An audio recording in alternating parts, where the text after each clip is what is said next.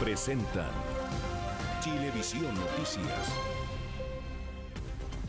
¿Cómo están? Muy buenas noches, bienvenidas, bienvenidos a la revisión de las informaciones en CNN Chile y Chilevisión Noticias. Comenzamos con lo siguiente, porque son un movimiento o una agrupación nueva y ya suman varias dificultades que han sido públicas.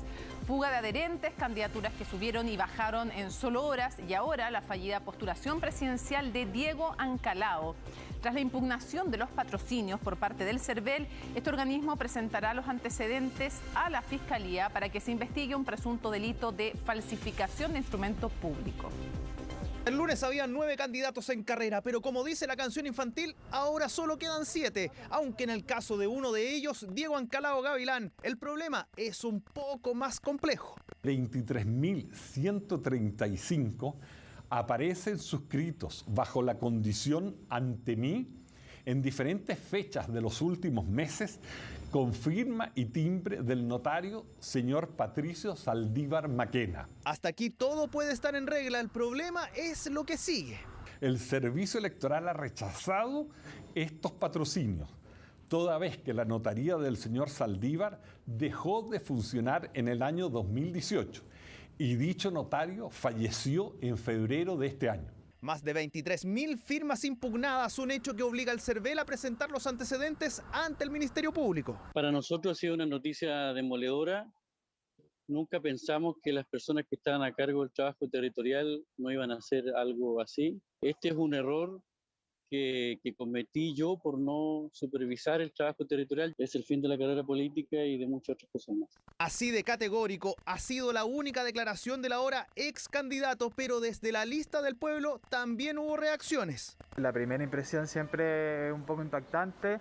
Estamos a la espera de más antecedentes, siento que es un periodo de reflexión. Lamento profundamente el horror político que ha generado esa conducta que sostuvo el candidato Ancalao. No solo le hace mal a la democracia enfrentarse a personas sin escrúpulos, sino que le hace mal al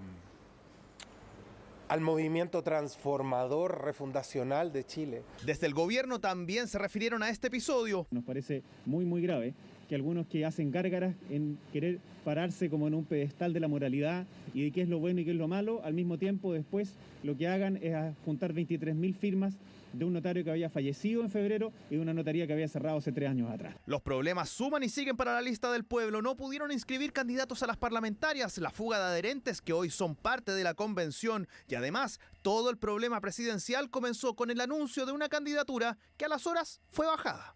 Incluso Rafael Mata alguna vez me lo dijo, que él quería ser un líder de la potencia, un liderazgo de la potencia que yo tenía. Abrazos. Bueno, a Cristo Judas muchas veces lo abrazó. Yo no creo que sea pitonizo ni falta de experiencia. Yo creo que ellos tenían un itinerario y un negocio que no lo resultó. Cuevas se refiere a Rafael Montesinos, uno de los dirigentes de la lista del pueblo, quien corrió la carrera por los patrocinios para ser candidata de ese movimiento. También fue Ingrid Conejeros, la ex postulante. Hace su propio análisis. Ya se vio que en el tema político electoral para noviembre, la lista del pueblo no tiene fuerza como para continuar y deberían hacer su propia autocrítica y análisis, ver cómo se pueden replantear un futuro camino político, electoral si se quiere, o organizacional de aquí para adelante. ¿Descoordinación o desorden? Yo diría que hay un poco de todo. Un panorama difícil para una colectividad nueva en las lides políticas y que ya enfrenta problemas graves. Vamos a otras informaciones. El comercio de la región metropolitana espera con ansias extender el toque de queda hasta la medianoche. Otros, sin embargo, piden que definitivamente se levante por completo la restricción de circulación. La gente llega al límite del horario y se va 5 minutos antes. Las últimas personas se sientan a las 9:15. O sea, estamos hablando de que tienen que tomar apurados, comer apurados, la cocina se atora. Y así los trabajadores del pescado rabioso intentan dar la mejor atención en tiempo acotado, pero a veces la tarea se vuelve difícil. Por eso los dueños de restaurantes del barrio Italia y el resto de la región metropolitana están ansiosos porque el toque de queda se acorte. Hay que darle más servicio a la gente, no es solamente vender en el horario que se pueda, sino que también darle más contenido a las noches. La gente de restaurante le gusta quedarse a la hora de comida un rato más. Ahora la gente viene como apurada. Razón por la que dicen han perdido la clientela de las tardes, porque la gente se va temprano, los que trabajan prefieren no ir, tendencia que confirman los propios comensales. Porque ahora con el toque queda a las 12, uno ya tiene restringido su horario. Hacer un llamado a toda la gente adulta, que podamos gozar de esas libertades, pues, vacunándonos. Estamos a la espera de que se cumpla el porcentaje de vacunados de la gente que está rezagada, para de esta manera dar paso a un toque de queda a las 12 de la noche que nos permita mejorar las condiciones de funcionamiento. Y es que para aplazar el toque de queda se requiere el 80% de la población objetivo vacunada. De esa meta solo falta un 0,4%, equivalentes a 14.000 personas que no han completado su esquema de vacunación. Ir directamente hacia los vecinos y vecinas de las comunas que componen nuestro servicio con la finalidad de acercar y facilitar la vacunación. Una de las características de la población migrante es el temor a la vacunación o la cultura de no vacunación que tienen. Según las cifras del Servicio de Salud Metropolitano Central, a las comunas de Santiago y Estación Central aún les queda recorrido para alcanzar la meta. Hasta el 25 de agosto la primera tenía una cobertura del 65,3% y la segunda de un 63,24%. Pensamos que entre el día lunes y martes vamos a poder alcanzar el 80% de las segundas dosis. El incentivo para vacunarse no está en el toque de queda, pero por supuesto la autoridad también tiene que reconocer que el toque de queda ya no tiene razones sanitarias. Solo la región metropolitana y Tarapacá se mantienen con el inicio del toque de queda a las 10 de la noche. Este viernes el Ministerio de Salud reportó 672 nuevos contagios de COVID-19 y lleva 28 días sin registrar una positividad sobre el 2%. No solo tiene que ver con el acortar el toque de queda, sino que en la medida que más gente se vacuna y que tiene sus 2 dosis y pasan las 2 semanas post segunda dosis, mayor es la protección. Y con eso las cifras seguirán en baja sostenida, según los especialistas. Por eso se reforzará la campaña de vacunación masiva con 2 millones de dosis de Sinovac recién llegadas al país. Tras 8 meses prófugo, la PDI detuvo al único sospechoso del crimen de una joven técnico en enfermería asesinada en diciembre. La familia realizó duras críticas por la tardía captura del hombre, que quedó en prisión preventiva. Es la tardía detención de un prófugo de la justicia. Por más de 8 meses, Omar Saavedra Cifuentes escapó de la policía. Tenía una orden de arresto vigente por el crimen de la técnico en enfermería, Claudia Salazar. La joven de 31 años fue asesinada el 7 de diciembre del año pasado en San Fernando. Los testigos solo lo señalaban a él como autor. A través de un trabajo de inteligencia realizado por la Brigada de Homicidios y la Brigada de Investigación Criminal San Fernando, se realizaron múltiples diligencias y se logró establecer que se encontraba en el sur de Chile, donde fue detenido y puesto a disposición de los tribunales. Trabajo de inteligencia calificado por la familia de la víctima como mediocre. 2 reportajes a fondo de Chilevisión Noticias develaron una serie de irregularidades en el proceso de detención del sospechoso, que finalmente tardó 8 meses. Él es el asesino de mi hija Claudia Salazar. Omar Saavedra Cifuentes ha logrado eludir a la policía en una comuna con apenas 73.000 habitantes. De todo este tiempo, familiares y amigos lo han visto circulando por la comuna, pese a tener una orden de detención vigente. Que ande por ahí libre, burlándose de nosotros, de la justicia, de todo, o sea, se pasea por todos lados. Esta jornada se realizó la formalización de Omar Saavedra Cifuentes, quien se escondía en casa de un familiar en la comuna de Freire, en la región de la Araucanía. Al momento de la detención, el imputado intentó otra vez escapar, ahora sin éxito. El imputado Saavedra Cifuentes procedió a sacar un arma de fuego con la que disparó en contra de Claudia Salazar Garcés, disparo que impactó en el hemitórax anterior derecho de la víctima El hecho descrito configura un delito de homicidio. La Fiscalía acreditó su responsabilidad en base a declaraciones de testigos que lo vieron asesinar tras un intercambio de palabras a la joven de 31 años. Omar Saavedra Cifuentes registra antecedentes penales por homicidio, robo con intimidación y homicidio frustrado. A mi juicio, la figura de homicidio por el cual ha sido formalizado el imputado se ve suficientemente acreditada en base a esos antecedentes, y respecto a la participación del imputado, esta también se ve suficientemente acreditada. El juzgado de garantía de San Fernando decretó prisión preventiva y 150 días de plazo para la investigación. La familia de Claudia Salazar sigue intranquila. Denuncian que fueron atacados por cercanos al imputado. Temen por su integridad, a pesar que por fin Omar Saavedra Cifuentes está tras las rejas. O sea, no solo merecen justicia, también ahora la familia necesita protección, evidentemente. Y vamos a temas que tienen que ver con el medio ambiente, porque una protesta realizó un grupo de vecinos en contra de una constructora que levanta un condominio en el sector de un humedal urbano. Exigen la detención de las obras, pero la empresa argumenta que tiene los permisos para trabajar en ese lugar. Así terminaba una protesta de vecinos al ver cómo maquinaria pesada demolía todo a su paso. Y es que este humedal se convertirá en un condominio de 297 departamentos. Un proyecto inmobiliario con integración social que estaría listo el 2023. Pero el objetivo final es hacer un cambio en el plano regulador, que eso entre a categoría de humedal urbano y sea realmente protegido. Vimos videos así conmovedores de liebres arrancando, de hecho se hicieron viral, pajaritos buscando los nidos. Después de que avanzaron durante la tarde encontramos nidos en el suelo. Hay una serie de vecinos que no está a favor. Donde hoy se realizan los trabajos hay más de 170 tipos de aves y reptiles. Un verdadero santuario natural en la desembocadura del río Elqui.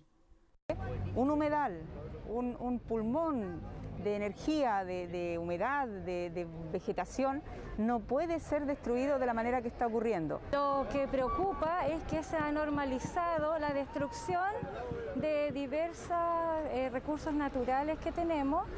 No saben a quién responsabilizar de este presunto daño a la naturaleza. Los vecinos pidieron explicaciones al municipio y al gobierno.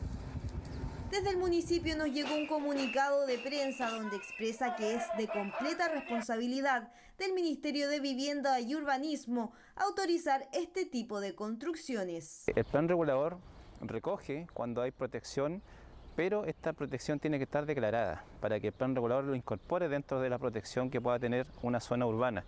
Y esto no es así, no ha pasado.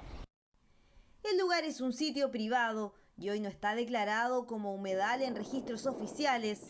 La inmobiliaria que realiza este proyecto tiene todas las autorizaciones para construir en este lugar. Que son ecosistemas inmersos en la aridez, pero en torno al agua. En estos espacios se une el agua terrestre con el agua de mar y forma un ecosistema. Por ahora no hay decretos para parar la construcción. En el sector ya existen más proyectos inmobiliarios futuros. Hoy los vecinos solo esperan preservar la naturaleza en un punto que es un aporte climático y útil para enfrentar eventuales tsunamis. Y volvemos para contarles que 2 valiosas esculturas fueron robadas desde una galería de arte. 2 hombres y una mujer, presuntamente integrantes de una banda especializada en este tipo de robos, en pleno día sustrajeron 2 piezas correspondientes a una edición limitada que están evaluadas en más de 3 millones de pesos. Aparentando ser amantes de la pintura y la escultura, esta mujer junto a 2 hombres ingresaron a la Galería de Arte Tarquinia de Concón y tal como demuestran las imágenes de cámaras de seguridad, estaban coordinados para lograr su objetivo, sustraer piezas de pequeño tamaño pero de alto valor. Para ello la mujer cumpliría una función fundamental. Como que me agarró y me acorraló aquí en la parte de adelante de la galería, preguntándome por las obras que tenemos acá.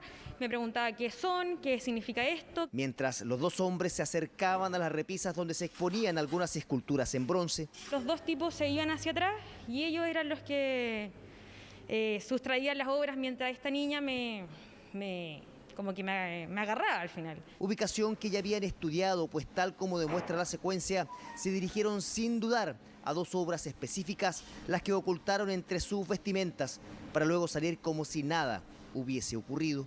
No nos dimos cuenta en el momento, y aunque no hubiéramos dado cuenta tampoco podríamos haber hecho mucho, porque es peligroso. Actuar que demuestra la organización de los integrantes de esta banda, que según los afectados habría analizado cada movimiento al interior de la galería de arte, pues ingresaron justo cuando en su interior había solo una persona, lo que no suele ser habitual. El creador de las esculturas, el artista nacional Óscar Barra, es tajante al momento de sopesar lo que hay detrás de este robo. La desprotección es que nos encontramos, tanto artistas como galeristas, porque al final este robo se produce, a lo mejor hasta encuentran a las personas que se llevaron las obras, pero probablemente van a volver a salir muy pronto. E incluso su crítica va más allá, pues ejemplifica con casos recientes cuáles son las prácticamente nulas sanciones que se aplican para el robo o receptación de piezas de arte. Este señor Schuller le dieron 4 años, pero como en libertad vigilada, algo así, y es como una burla, realmente es una burla. Los antecedentes del robo ya fueron puestos a disposición de la Policía de Investigaciones y la Fiscalía, con el detalle de cada una de las obras sustraídas, las que además por sus características son tan propias del estilo de Óscar Barra que son fácilmente reconocibles. No se expongan a que los productos que compran tengan un origen desconocido y que incluso puedan haberse visto obtenidos a través del robo. Eviten así situaciones engorrosas, donde incluso podrían verse involucrados involuntariamente en el delito de receptación.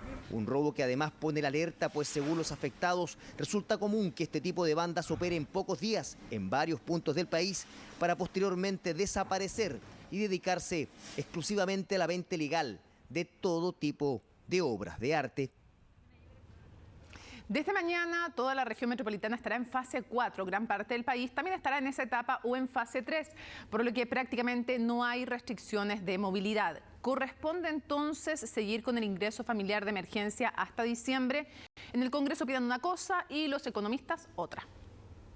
Solo 9 comunas del país se mantienen en fase de transición.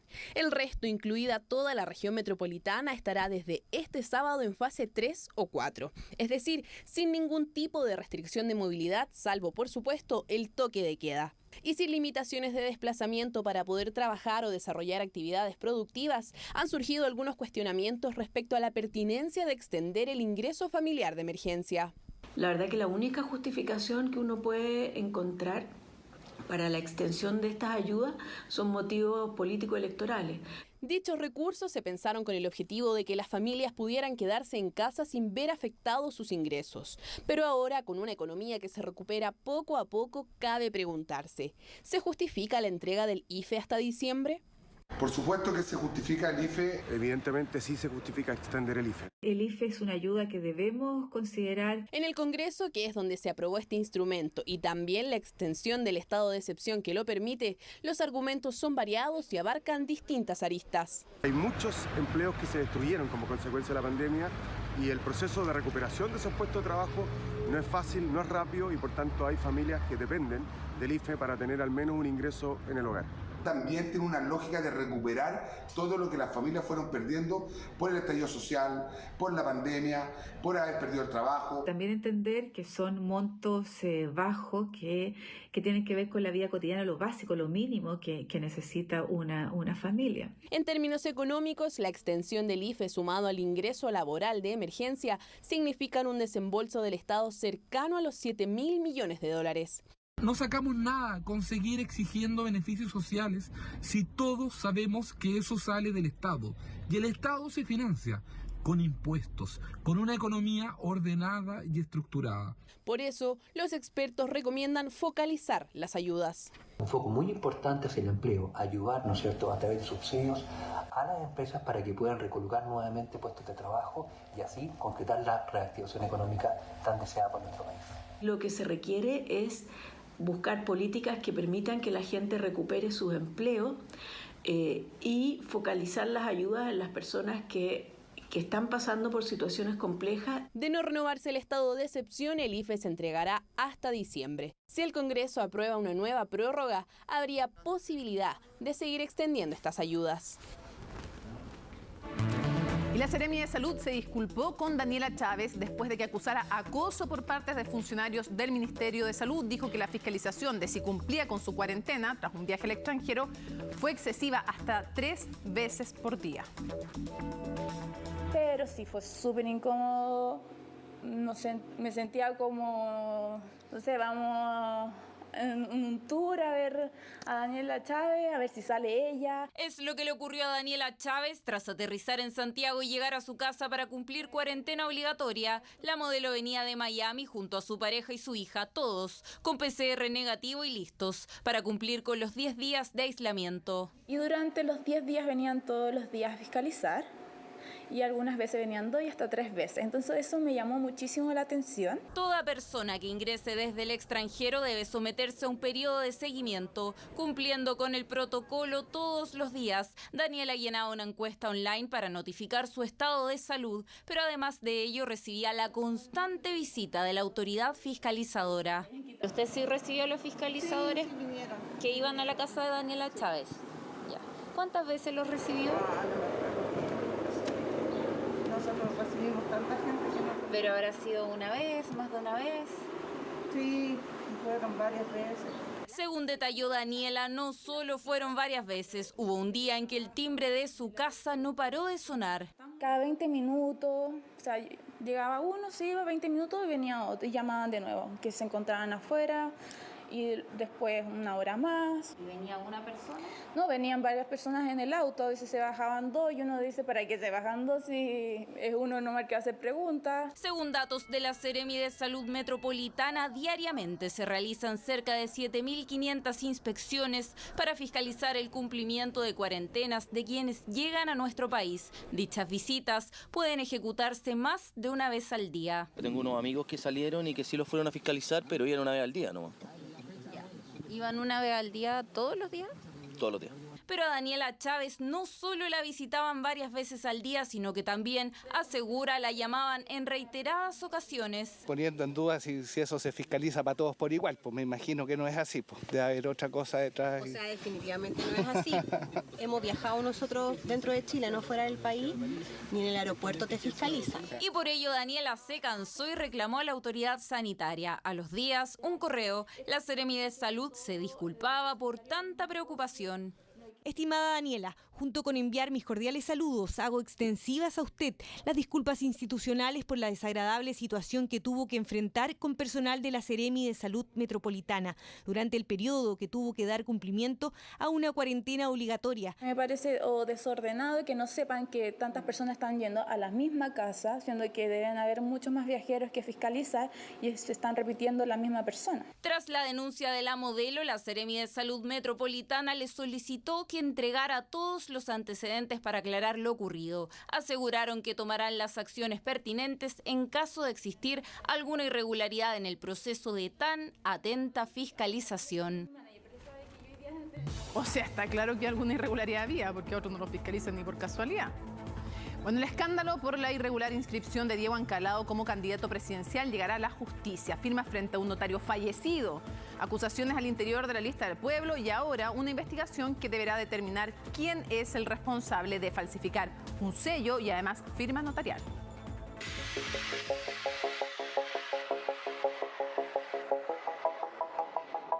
Fueron 23.135 patrocinios que se presentaron de forma física al CERVEL y que venían bajo la condición ante mí en diferentes fechas en los últimos meses con la firma y timbre del fallecido notario Patricio Saldívar. Unos cuantos incluso encendieron las alarmas porque venían escritos con la misma caligrafía y lápiz pero con nombres distintos. La decisión del CERVEL fue clara. Rechazó la candidatura de Diego Ancalao y lo denunció a la Fiscalía.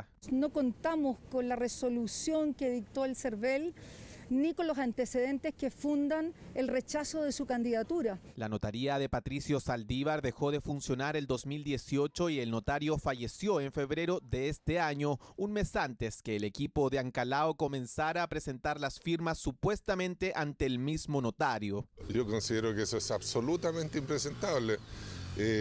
Usar además el nombre de una persona fallecida parece un truco tan burdo, estúpido, porque obviamente los iban a pillar. la verdad aflore.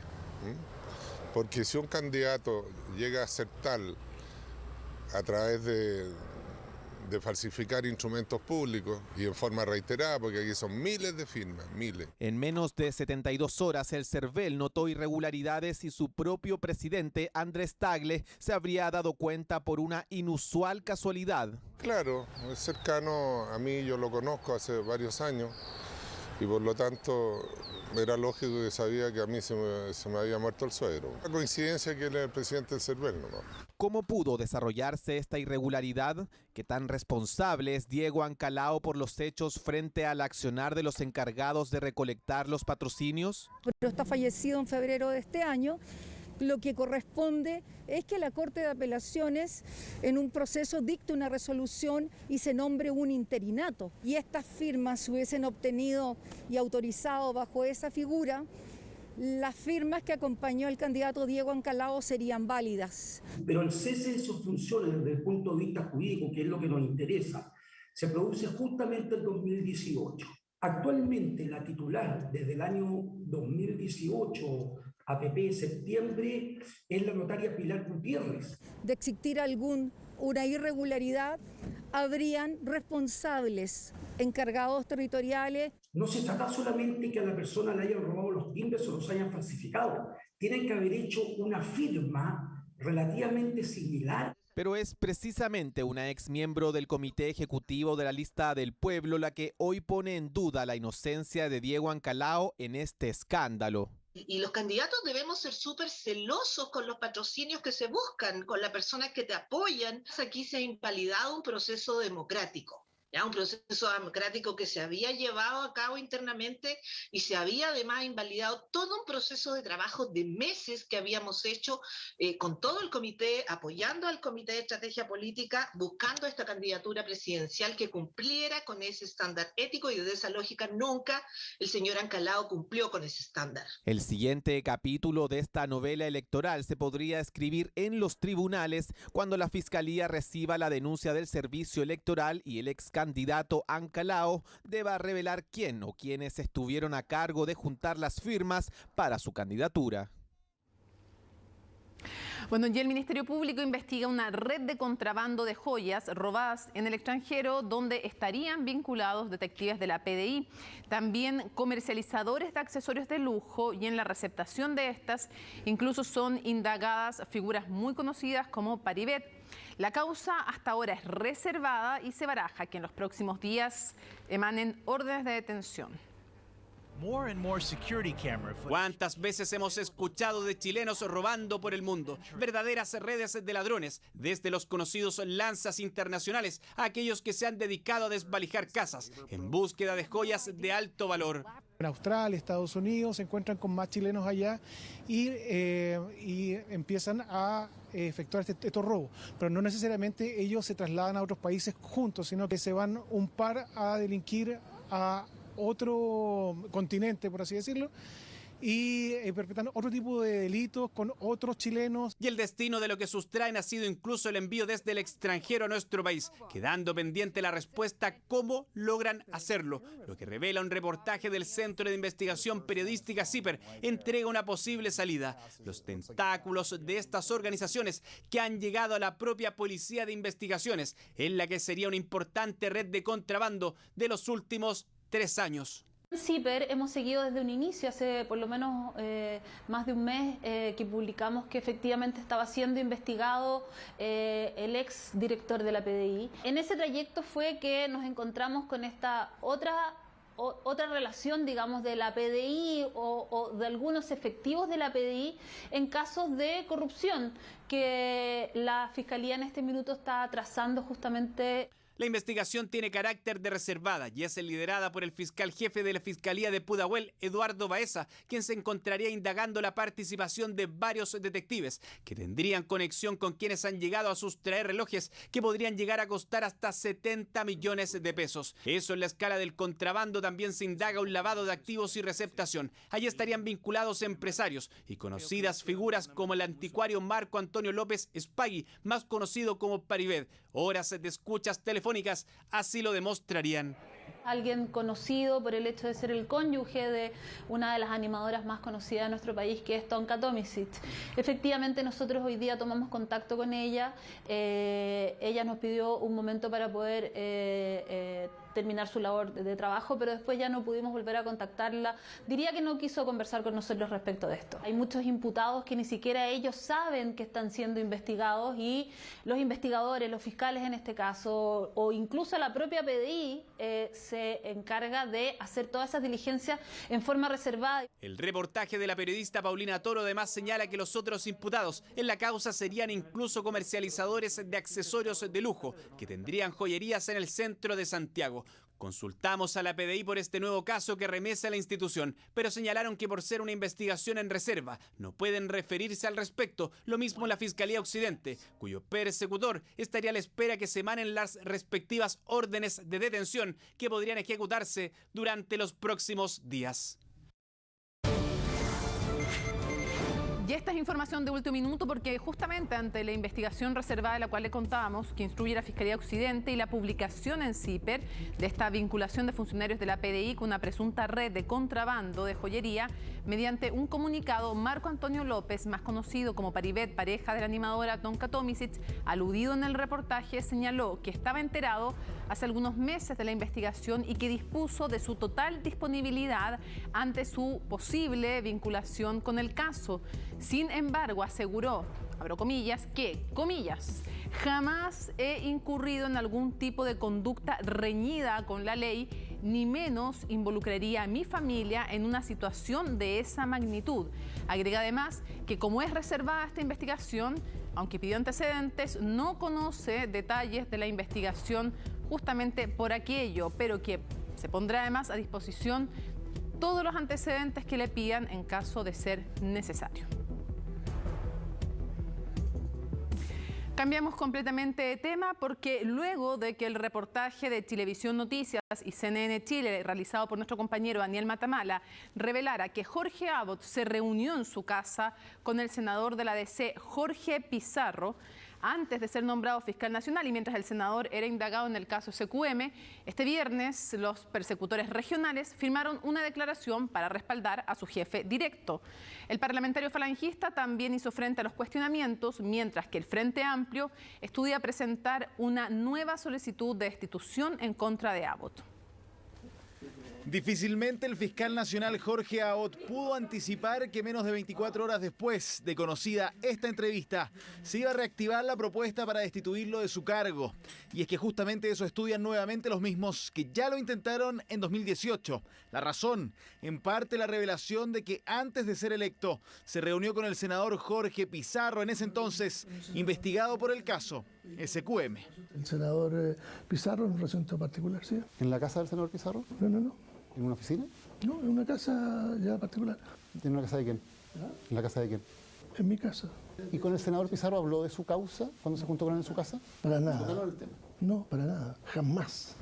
Jamás. Y en todas las reuniones, jamás. El senador Pizarro fue investigado por delitos tributarios relacionados a la facilitación de facturas ideológicamente falsas a través de la empresa de sus hijos por un monto superior a los 40 millones de pesos. Este viernes enfrentó las cámaras y aseguró que la reunión no tuvo por objetivo ofrecer su voto a cambio del apoyo de Abbott. Él me pidió la reunión a través de una persona y explicó por qué quería ser el candidato. No hay ninguna situación ni anómala ni extraña. Tanto es así que el propio fiscal reconoce que después ellos se querellaron, o sea, buscaron desaforarme para acusarme. Tras los cuestionamientos a Jorge Abbott, los fiscales regionales respaldaron su gestión, asegurando que jamás ha intervenido de manera alguna en las decisiones y que no ha impartido instrucciones particulares. Misma argumentación de los persecutores a cargo de los casos SQM, Penta y Corpesca, que dieron en la audiencia probatoria de la solicitud de destitución del Frente Amplio en 2018, que la Corte Suprema terminó desestimando. Me consta que de manera alguna el señor fiscal nacional ha dado instrucciones particulares. Yo no he recibido instrucciones particulares por parte del fiscal nacional. No le corresponde y no ha hecho jamás uso de dictar alguna instrucción particular. En esa época recibimos ataques de todos los otros sectores políticos. Sin embargo, hoy día se confirma que mientras era candidato a fiscal nacional, el señor Abbott realizó reuniones con imputados del caso CQM. Sin embargo, para uno de los impulsores de dicha solicitud de destitución, el diputado de Convergencia Social, Gonzalo Vinter, habían antecedentes, y más todavía después de esta entrevista, de que Abbott ha sido negligente, aun cuando insista en que no hubo nada irregular en la serie de entrevistas que tuvo con senadores de la época. Porque el fiscal Abbott tiene reuniones con senadores y las inscribe por ley de lobby, pero en esta se lleva a una persona que está imputada en un caso, que depende de las acciones de la fiscalía, se lo lleva a su casa. Se lo lleva a su casa. Y tocamos, ¿de qué hablaron? Del clima. Fútbol. Vinter y otros en el Frente Amplio, además del ex fiscal a cargo del caso Penta en su minuto, Carlos Gajardo, emplazaron a Sebastián Sichel por apoyar candidatos al Senado como Iván Moreira o Jacqueline Van Rysselberghe, quienes aseguran están salpicados por el financiamiento irregular de la política. Fui el único que dijo la verdad, fui investigado y fui sobreseído por la justicia por no haber cometido ningún delito. También ha sido emplazada Yasna Proboste, diputada de la nueva mayoría cuando ese gobierno descabezó el Servicio de Impuestos Internos, designando a Fernando Barraza, con quien no hubo más querellas contra las empresas relacionadas a las campañas. Es fundamental tener transparencia y estamos trabajando para tener un sistema de transparencia a partir de ahora, de transparencia activa de lobby, de manera que las reuniones que tengamos, nosotros, frente a cualquier tipo de interés, va a estar registrada una plataforma. Desde el Frente Amplio no entregaron una fecha para la presentación de la nueva solicitud de destitución contra el fiscal nacional. Sin embargo, esperan que esta vez haya mayor respaldo de sus pares que en 2018. ¿No entienden que reunirse cuando es candidato a algo con un imputado es algo irregular? En fin, la familia de una mujer acusada de matar a su pareja luego de que éste la maltratara pide que vuelva a arresto domiciliario a la espera del juicio. Hoy la mujer se encuentra en prisión preventiva y arriesga 19 años de cárcel. En septiembre del año pasado, Bárbara fue agredida violentamente por su pareja después de haber salido a comer juntos. El exceso de alcohol gatilló una discusión que fue creciendo y terminó en golpes. Abrió la cerveza y me vació la cerveza en mi cuerpo. Me la vació desde la cabeza. Después de que su pareja la empujara y humillara mojándola con cerveza, Bárbara agarró un cuchillo para defenderse y lo hirió. Ese fue mi error, haber tomado un cuchillo. Pero yo ya no daba más con los golpes que me estaba dando. Días después, el Ministerio Público la formalizó por parricidio, pero la Fiscalía consideró causas anteriores donde tenía calidad de víctima por violencia intrafamiliar. Bárbara quedó con arresto domiciliario. Una cuestión de género. Aquí la víctima el día de los hechos habría sido humillada, habría sido golpeada. No había sido la primera vez que la agredía, incluso cuando estaba embarazada de 3 meses también le pegó, y no solo a ella, también a su hija de 3 años. Bárbara decidió denunciarlo, se separó, sin embargo al poco tiempo lo perdonó. Las agresiones continuaron. No haber sido más valiente y haber salido de ahí. Cuando mis hijos me decían, mamita, los vamos a portar bien para que el tío Adonis no se enoje contigo. Bárbara dio esta entrevista mientras estaba con arresto domiciliario. Hoy se encuentra en la cárcel de Temuco en prisión preventiva. La parte querellante solicitó en una nueva audiencia que ante los hechos debía quedar privada de libertad. La verdad es que desconocemos el motivo por qué cambiaron su postura. Efectivamente cambió el fiscal que tenía la causa porque la ha mostrado como una, digamos, parricida. La defensa insiste en que fue un accidente. En reiteradas oportunidades ha solicitado la revisión de la medida, aportando nuevos antecedentes. Todos han sido rechazados.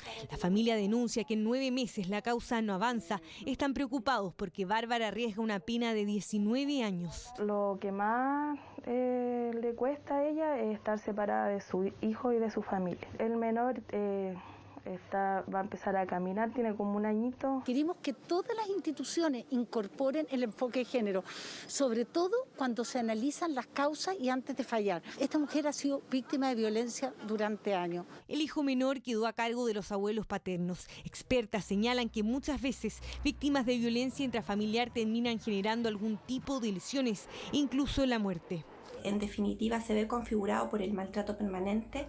A veces suscitan el lamentable desenlace. El Tribunal de Garantía debiera concederle una medida de menor intensidad, atendido el tiempo transcurrido y además también con los nuevos antecedentes que se han aportado. La defensa pedirá que Bárbara vuelva a arresto domiciliario. En la carpeta investigativa habría un informe que detalla de llamadas telefónicas que la mujer realizó a los amigos de la víctima, solicitando ayuda para llevarlo al hospital. Pedimos entrevista a Fiscalía, pero nunca enviaron sus declaraciones. Volvemos al país para contarles de una situación extrema que vivió un joven que, encaramándose en un auto, logró escapar de furiosos perros que lo perseguían. Vecinos denuncian que sujetos estarían entrenando a estos canes, enfrentándolos con otros, en un sitio eriazo que se ha transformado en un peligroso lugar. A simple vista, un joven caminando tranquilo. A los segundos, corre desesperado como si lo peor le pasara. Quienes lo veían quizás que sospechaban. Y se había subido al auto. Nosotros pensamos que era un asalto al principio. Lo cierto es que no era ni un robo ni un asalto, lo que generaba tal desesperada huida. Observe bien quiénes lo perseguían. 2 feroces perros, la única salida, encaramarse en el capó de este auto que pasaba. Sí, realmente el perro lo iba a morder, me imagino que la desesperación hizo que se montara en el auto. La persona iba circulando por acá cuando fue atacado por estos animales, que estaban sueltos, son 2 animales. Lo que preocupa a estos vecinos es que los animales no se escaparon de una casa, sino que salieron de este terreno abierto, un lugar sin protección, donde sujetos llegan para enfrentar a sus perros con otros supuestamente para entrenamiento. Denuncian que quienes llegan con los canes son jóvenes agresivos y por lo mismo prefieren ocultar su rostro. Pero lo de ayer fue un acto muy peligroso que se venía a venir, pero son personas muy violentas, entonces no se puede conversar con ellos con respecto a lo que pasó ayer con los animales. A veces paseando a mis niños aquí en la vereda con la bici y venían como decir, el dueño con 2 perros. Entonces los perros tironeaban bastante a la persona. Un peligro a la vuelta de la esquina. Aseguran que los supuestos adiestradores no toman ninguna medida, ni hablar de tenencia responsable. No hay rejas ni protección, menos cumplen con lo que dice la ley Cholito. Estamos hablando de animales que la ley califica como potencialmente peligrosos. Por otra parte, deben entrenar a estos animales en obediencia y mantener cierres perimetrales, cercos en las casas para que estos animalitos no se arranquen. Ante las denuncias, el municipio de San Bernardo se reunirá con los vecinos que bien asustados están y quién no lo estaría al pasar por este lugar. Y la verdad, cuando vemos estos registros quedamos sorprendidos, vamos a fiscalizar, vamos a investigar, vamos a indagar y a tomar las acciones que sean necesarias. Claramente los animales tienen que ser resguardados y no como se ve en estas imágenes. Un terreno privado del que su dueño no se hace cargo, ni cerco apuesto como tanto los vecinos lo han solicitado. A asaltos y robos también se han enfrentado. Este terreno lleva mucho tiempo y se ha prestado para un montón de cosas. Asaltos, han tomado personas, las ingresan acá, las asaltan. Y lo que nosotros estamos comenzando a hacer como administración es judicializar estos procesos, hacer nosotros el cierre y exigir después jurídicamente que nos lleguen los recursos por el trabajo realizado. Por suerte este joven pudo escapar, pero no así un niño o alguien de la tercera edad. Claramente la historia sería otra y hasta con consecuencias fatales podría terminar. Un histórico fallo de la Corte Suprema le dio la razón a una niña que denunció en sus redes sociales los abusos sexuales de los que fue objeto en su colegio. Lo insólito es que el establecimiento la sancionó por funar a sus compañeros, pero la justicia sentenció que no se puede coartar la libertad de expresión de la víctima de un abuso. Suprema acoge recurso. Revisa y ojea el diario de nuevo, quizás sin convencerse de un triunfo en la Corte que, asegura, no es solo por su hija. La Corte Suprema fue realmente excepcional y fue reivindicatoria para los niños, para que este tipo de hechos nunca más ocurra en ningún establecimiento educacional. Pero que no obstante no borra el dolor que como familia han sufrido. Perdió amigas, perdió vínculos sociales, le ha costado mucho integrarse en otro colegio. No revelaremos la identidad ni mostraremos el rostro del padre para no vulnerar los derechos de la niña, cuya historia se remonta a finales de 2019 en Puerto Montt. De un momento a otro empezó a decir que no quería ir al colegio, cosa que extrañó a sus padres porque tenía buenas notas y muchos amigos, hasta que un día supieron todo. Explotó en llanto y nos contó que ella no quería ir básicamente porque había sido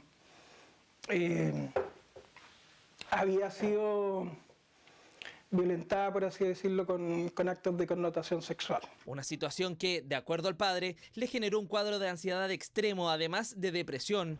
Al saber lo ocurrido, como familia buscaron una solución en el establecimiento, el Instituto Alemán de esa ciudad. Y el colegio nos dijo, mira, acá los protocolos que nosotros tenemos es que esto va a la fiscalía para que investiguen y de ahí a tribunales de familia. Algo irrisorio dado que los menores de 14 años son inimputables, por lo que esperaban al menos una investigación interna. Así, añade que su hija comenzó a desesperarse por no sentirse escuchada. Y mi hija ahí se sintió súper desvalida, poco validada y hizo una funa en Instagram. La situación también obedece a una falta de escucha del lugar que debió haber escuchado y contenido lo que allí ocurría. Si las víctimas y los sobrevivientes no encuentran espacios para poder revelar, para poder ser escuchadas, para poder ser creídas en sus relatos, eventualmente van a buscar otro tipo de espacios para poder expresarse. Y ahí se sumó lo que colmó su paciencia. Y el colegio al otro día nos llamó y que bajáramos la funa, que esto era impresentable, que rompía todos los protocolos del colegio, anti-bullying. Al ver que el colegio sancionaría a su hija, presentaron un reclamo ante la Superintendencia de Educación que les dio la razón. El caso llegó a la Corte de Apelaciones, donde el actuar del colegio fue validado. Y así, este padre no se quedó de brazos cruzados. Recurrió al máximo tribunal de justicia, que acogió el recurso de protección interpuesto, que en su redacción dejó una frase que sin duda sentará precedentes. No es posible sostener que el relato pueda ser considerado una afectación al derecho a la honra de los sujetos denunciados, pues se trata de una experiencia de vida de carácter privado que la supuesta víctima ha decidido hacer pública por sus propias razones y que se encuentra amparada por la libertad de expresión. La Corte Suprema no está validando la funa. La Corte Suprema está diciendo que cuando una persona ha sido víctima de una situación compleja, cuando hay un procedimiento judicial, cuando hay una investigación, no existe ni puede existir una prohibición de informar, una ley mordaza respecto de la persona de la que es víctima. Fallo que sentará precedente y que establece un criterio claro en la muchas veces difusa línea de lo que podemos decir o no como víctimas. Compraron muebles por internet haciendo importantes esfuerzos económicos, pero nunca los recibieron. En algunos casos la empresa no les contestó más o les ofreció devoluciones que aún no se concretan, mientras que en otros se trata de una mujer que está siendo investigada por pedir abonos para trabajos a la medida y que no llegan. Todo este sector era el mueble en L. Acá iba a ver el horno, la campana, la encimera. Los cajones eran esos que se daban vuelta, que limitaban el espacio. No, sí, era una maravilla. Que iba a poner mi comedor. Y de hecho, tuve que compré el mismo, pero obviamente en una tienda grande. O sea, estás pagando ahora dos comedores. Dos comedores. Distintas realidades, pero el mismo problema. Compraron muebles por internet para mejorar sus hogares. Sin embargo, esto que era un anhelo nunca se concretó. Ella nos pide ir a un taller. Nosotros fuimos, efectivamente había un taller, había las cubiertas, estaba todo, me hicieron escoger.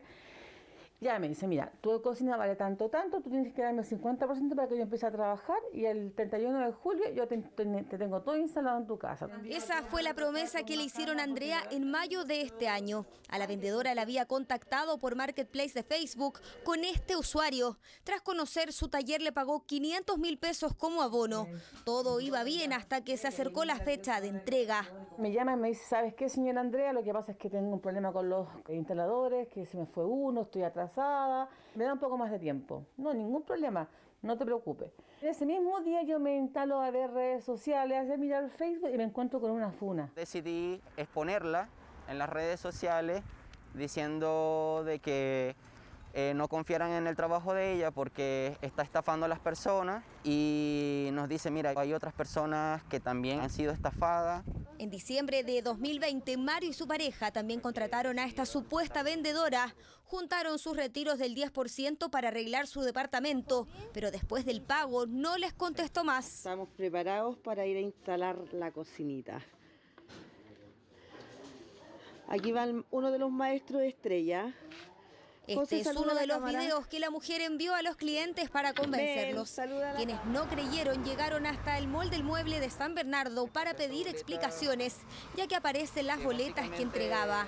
Nosotros también fuimos a este lugar. Estoy tratando de ubicar a la mueblería JSF, Muebles JSF. Ya les contaremos cómo nos fue en este recorrido. Y es que al parecer este engaño es más frecuente de lo que pensamos. Ventas de muebles por internet que no son entregados. Yo quería tener mi casa linda y con mi comedor y todo como yo quería. Ese es el tema. Pero bueno. Natalia se cambió de casa hace poco y quería que todo estuviera perfecto. En la web encontró la página de Movari Muebles y en ella el comedor de sus sueños. Costaba más de $1 millón. Lo compró en junio y hasta hoy no se lo despachan. Todos los días llamando, ya, pero ¿cuándo? No, si hoy día sí se me lo despachan. Y yo, oye, ¿qué pasa con ella? No, es que se dieron cuenta a última hora que le faltaba una parte importante del comedor. Me han bloqueado, después me desbloquean.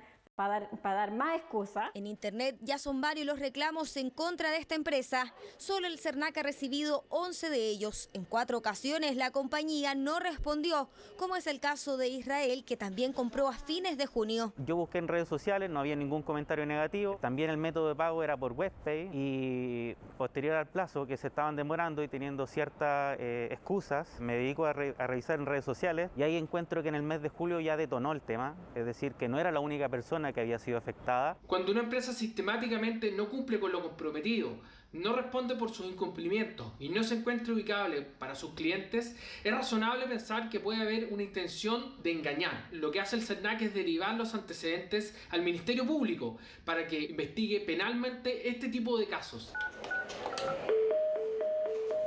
El teléfono que figura en redes sociales no recibe llamadas y la web ya no está disponible, por lo que insistimos en buscar a la compañía. Vamos a preguntar aquí en la dirección que aparecen las boletas que emitió esta empresa vendedora de muebles, a ver si nos dan una respuesta. No es más que una oficina virtual, es decir, no hay vendedores, algo que nos confirma la misma empresa a través de un comunicado donde nos responden por esta situación. Estamos trabajando para que todos reciban su devolución lo antes posible y reiteramos las disculpas correspondientes y nos comprometemos a mejorar nuestros procesos. Compré el mismo, pero obviamente en una tienda grande, porque ahí yo estaba segura que me iba a llegar, que me iban a cumplir y todo. Así que nada. Pero estuviste esperando, me imagino que llegara. Mucho. Natalia optó por comprar el mismo comedor en otra tienda, mientras que los afectados por la supuesta vendedora de muebles a la medida recurrieron a la PDI para que investigue una presunta estafa. Estoy buscando Muebles JSF. Han venido ya 6 personas, por lo mismo. ¿Ya? Ellos estaban aquí. Han venido personas que no les devuelven el abono, no le contestan. La Fiscalía de Delitos Económicos de la Fiscalía Sur lidera una serie de investigaciones contra una imputada de la comuna de La Cisterna, que supuestamente realiza trabajos de mueblería. Diligencias están a cargo de la Policía de Investigaciones de Chile. Este caso ya está siendo investigado y la supuesta mueblista tiene al menos 6 causas en distintas fiscalías de Santiago. De hecho, yo había comprado todo nuevo, todo, las cucharas, cosa que todo esto que estaba aquí se iba a regalar y todo iba a ser nuevo y bonito. Entonces ahora cada vez que me pateo una caja me acuerdo y me da mucha pena. Denuncias de personas que solo buscaban mejorar su hogar con nuevos muebles, pero que alertan de la importancia de chequear bien el lugar o sitio web donde lo realizarán para no terminar engañados. Porque bajo el puente de la dehesa, en pleno corazón de la comuna de Lo Barnechea, vecinos de ese sector levantaron un corral con distintos animales de granja. Bueno, la municipalidad plantea que el riesgo de tenerlos a metros de una autopista es demasiado grande y por eso están realizando las gestiones para desalojar este improvisado pesebre instalado sin permisos. Entre el bullicio propio de la ciudad, bajo el transitado puente La Dehesa, en la siempre creciente comuna de Lo Barnechea se esconde este pequeño corral, justo a un costado del incesante ir y venir de automóviles por la autopista Costanera Norte y ante la curiosidad de peatones que desde arriba observan cómo Luis Merino y su familia crían y cuidan novillos, caballos chilenos y gallinas. En gallina hay como, sin mentir, hay como 15 gallinas. Tiene 2 terneros, me dice 4 caballos. 4 caballos. Y entonces mi hijo va ocupando los hueitos mismos que vamos sacando aquí. No te voy a mentir, estos no son animales de trabajo, no son animales de trabajo. Estos son, más que nada, son como las mascotas de los niños. Pues. El predio en que mantenían a sus animales fue vendido y por falta de recursos no hubo más opción que levantar este pesebre bajo el puente desde donde los quieren sacar. Ya nos habían sacado una vez, nos sacaron una vez de acá, nos dejaron todo destruido. Y aquí los chicos tuvieron que volver al mar porque ¿a dónde vamos a tener los animales? Esto no es una toma, esto no son casas, esto es pesebrera. Cercana a su casa en la población Juan Pablo II, la presencia de estos animales de granja en plena ciudad no molesta a quienes a diario cruzan el puente La Dehesa, todo lo contrario ya para muchos es un paisaje habitual. El pueblo se caracteriza por eso, por ver los animales en cualquier lado. Al ser público la cuestión, igual en teoría tienen su derecho a estar ahí, ¿cachai? La cuestión es que a lo mejor deberían buscar una solución más viable, o sea, darle como la oportunidad a ellos de tener algo que a la municipalidad le parezca de acuerdo. Ahora, si no los tienen cómo alimentarlo y con alguna vacuna, no tengo idea, eso sí que ya me pone un poquito nerviosa. Tienen el respaldo de los vecinos que hasta campañas de apoyo han realizado por redes sociales para evitar que la municipalidad desarme nuevamente este improvisado corral en el lecho del Mapocho, lugar de pastoreo de estos animales donde la basura y las improvisadas viviendas de material ligero abundan. Lo voy a dar a la franqueza como son las cosas. Hay cuantos rucos, cochinos, basura, ¿vio usted cómo está abajo? ¿Por qué no se preocupan de esas cosas antes de venir aquí y echar los sortos, que los sortos no molestaban a nadie? Seguir también los animalitos, por soltarlos para el cerro para que puro se mueran, ¿no? No molestamos a nadie, mantenemos limpiecitos. Es una facultad de las municipalidades administrar los bienes de uso público y en este sentido también tienen el deber de mantener el aseo y el ornato de la ciudad. Y por eso en la municipalidad de Lo Barnechea son tajantes, advierten que el corral debe desaparecer ya que representa, entre otras cosas, un peligro sanitario en plena zona urbana. Es absolutamente irregular tener los animales debajo del puente La Dehesa por temas de salubridad y seguridad. La municipalidad inició gestiones para conseguir una pesebrera para que ella pueda tener sus animales en un lugar seguro. Advirtieron además que erradicar el corral del lugar significa prevenir, ya que existe el riesgo de que los animales lleguen a las vías de alta velocidad, lo que podría tener incluso consecuencias fatales. Atención con lo siguiente, porque a partir de las 22 horas, Chilevisión está autorizado para transmitir programación para mayores de 18 años. Y ponga atención a lo siguiente, porque a 4 años de que entrara en vigencia la ley que permite la interrupción del embarazo en 3 causales, casi la mitad de los policlínicos no cuenta con los protocolos de acompañamiento, que es uno de los ejes centrales para realizar un aborto informado y seguro. Con esta ley estamos saldando una deuda enorme con las mujeres de Chile.